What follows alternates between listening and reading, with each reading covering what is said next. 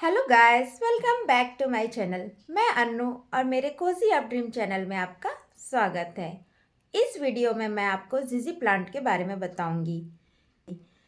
जीजी प्लांट को कैसे प्रोपोगेट किया जाता है, इसे सनलाइट की रिक्वायरमेंट कितनी है, इसे कब फर्टिलाइज किया जाता है, इस सारी कंप्लीट केयर के बारे में मैं इस वीडियो में बताऊंगी। आप मेरे चैनल पर नए हैं तो चैनल को सब्सक्राइब करें और वीडियो अच्छी लगे तो वीडियो को लाइक एंड शेयर ज़रूर करें। जीजी प्लांट का पूरा नाम ज़ैमियोक्युलकस जैमिफोलिया है। इसे शॉर्ट में हम जीजी प्लांट कहते हैं। जीजी प्लांट के दो वैरायटीज़ आती है। इस पौधे के दो कलर होते हैं, एक नियॉन ग्रीन कलर की प्लांट्स और दूसरी ब्लैक कलर की प्लांट्स। यह पौधा कम्प्लीटली ब्लैक कलर नहीं होता, ये ब्लैक शेड में होते हैं। दोनों वैरायटीज़ के प्लांट आप इजीली नर्सरी से परचेस कर सकते हैं। यह पौधा ऑनलाइन में भी आप परचेस कर सकते हैं। यह पौधा काफ़ी कॉस्टली होता है। आप इसे ख़रीदना नहीं चाहते, इट्स ओके। इस वीडियो में मैं आपको ईज़िली इसे कैसे घर पर प्रोपोगेट करें यह बताऊंगी। तो आप इसे बिना पैसे खर्च किए ढेर सारे प्लांट्स बना सकते हैं। यह plants oxygen giving air purifying plants है, इसलिए इसे लोग अपने घरों पे लगाना बहुत पसंद करते हैं।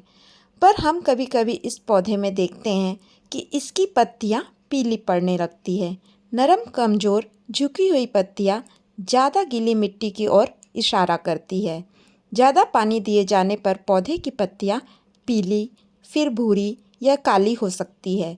तो जब भी हम इसे वाटरिंग करें तो 3 इंच तक इसके मिट्टी को चेक कर लें। 3 इंच तक मिट्टी सूखी हुई होनी चाहिए। यह पौधे को ज़्यादा ओवर वाटरिंग बिल्कुल पसंद नहीं है। ये पौधे को हम ज़्यादा देखभाल करने की भी ज़रूरत नहीं है और ना ही ज़्यादा इसे फर्टिलाइजेशन देने की ज़रूरत है।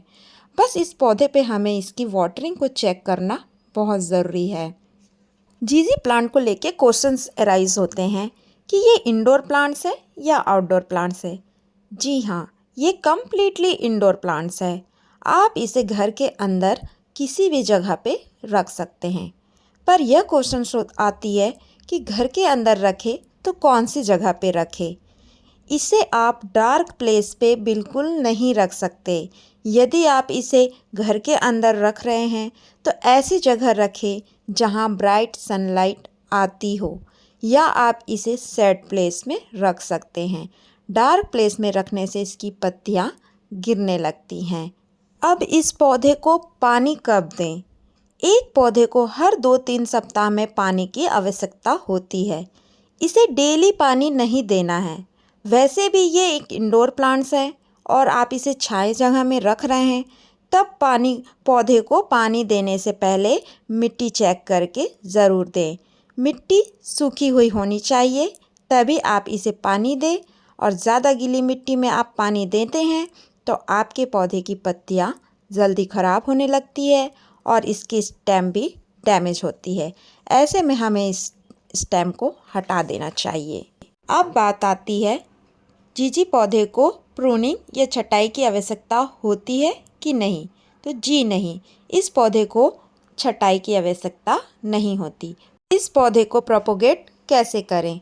आप इस पौधे की पत्तियों की कटिंग से आप इसे आसानी से प्रोपोगेट कर सकते हैं और इसकी स्टेम की कटिंग से भी आप इसे लगा सकते हैं। और तीसरा, आप इसके बल्ब राइजोम से इसको अलग करके भी आप इसको लगा सकते हैं। जब भी आप इसकी पत्तियां कट करें तो इस नोड प्लेस से करें। जब हम इसे ग्रो करते हैं तो यहाँ से पहले रूट्स निकलती हैं, फिर बल्ब बनती है। जब भी आप कटिंग से प्रोपोगेट कर रहे हैं तो आप रूटिंग हार्मोन्स लगा सकते हैं या घर में एलोवेरा का जेल यूज़ कर सकते हैं। इससे कटिंग्स में बहुत जल्दी रूट्स आ जाते हैं। मैं इसमें कोई रूटिंग हार्मोन यूज़ नहीं कर रही हूँ। मैं इसे डायरेक्ट कोकोपीट में आपको लगाकर दिखाऊंगी। जब भी आप इसे लगा रहे हैं तो नोट प्लेस को नीचे की ओर रखें और लीफ टिप को ऊपर की ओर रखें।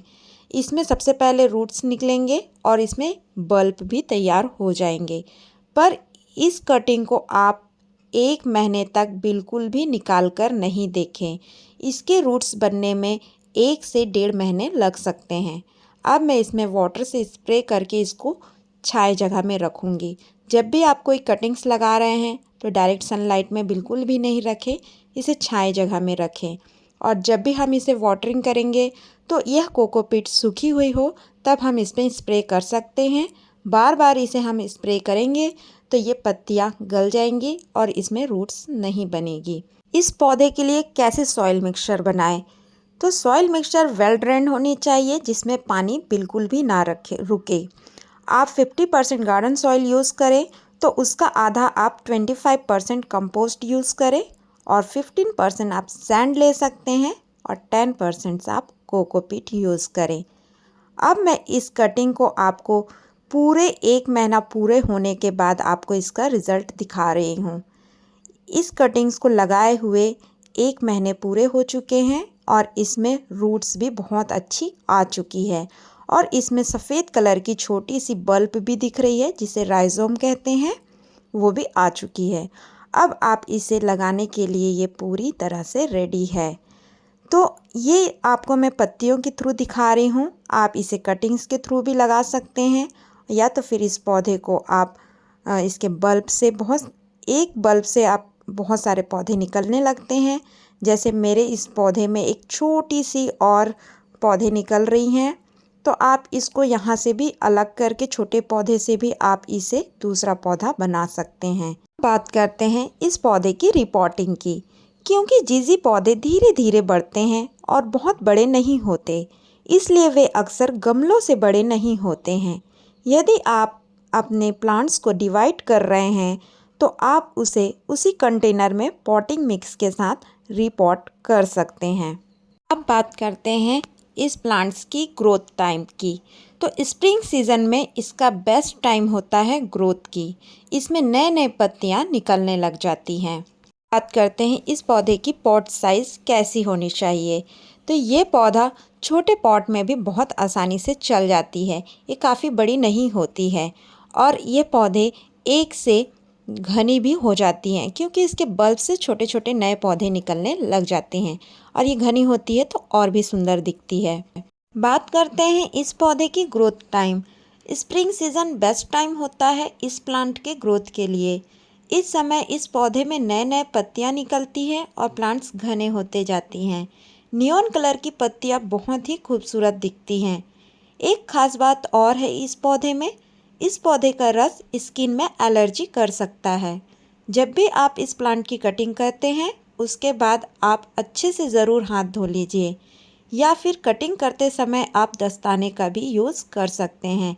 मेरी वीडियो कैसी लगी कमेंट में ज़रूर बताएं। Thanks for watching my video.